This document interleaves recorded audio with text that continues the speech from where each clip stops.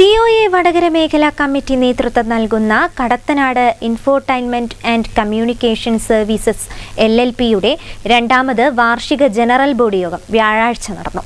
അകലാപ്പുഴയിൽ മുജുകുന്ന് ഭാഗത്ത് ഉല്ലാസനൗകയിൽ നടന്ന AGM വ്യത്യസ്ത അനുഭവം സമ്മാനിച്ചു. COA കോഴിക്കോട് ജില്ലാ പ്രസിഡന്റ് KP സത്യനാഥൻ പരിപാടി ഉദ്ഘാടനം ചെയ്തു.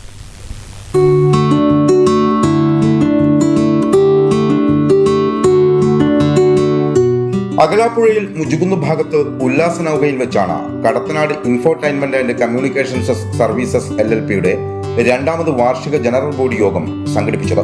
AGMൽ പങ്കെടുത്തവർക്ക് ഇത് വ്യത്യസ്ത അനുഭവം സമ്മാനിച്ചു. Cable TV operators association Kozhikode ജില്ലാ പ്രസിഡന്റ് KP സത്യനാഥൻ വാർഷിക ജനറൽ ബോഡി യോഗം ഉദ്ഘാടനം ചെയ്തു.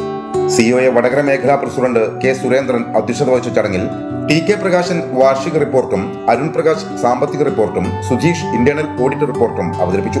COA കോഴിക്കോട് ജില്ലാ സെക്രട്ടറി O ഉണ്ണികൃഷ്ണൻ, സംസ്ഥാന കമ്മിറ്റി അംഗം അഫ്സൽ PP, ജില്ലാ vice president T Vasudevan, teams MD K Vinod Kumar, chairman Shaijo Paul, COA Vadakara മേഖലാ സെക്രട്ടറി സുകേഷ് തുടങ്ങിയവർ സംസാരിച്ചു. പുതിയ മാനേജിംഗ് ഡയറക്ടറായി TK പ്രകാശിനെയും ചെയർമാനായി ബാബു മാസ്റ്ററെയും AGM തെരഞ്ഞെടുത്തു. തുടർന്ന് കലാപരിപാടികൾ ഉൾപ്പെടുത്തി ഫാമിലി മീറ്റും നടന്നു. News bureau Vadakara.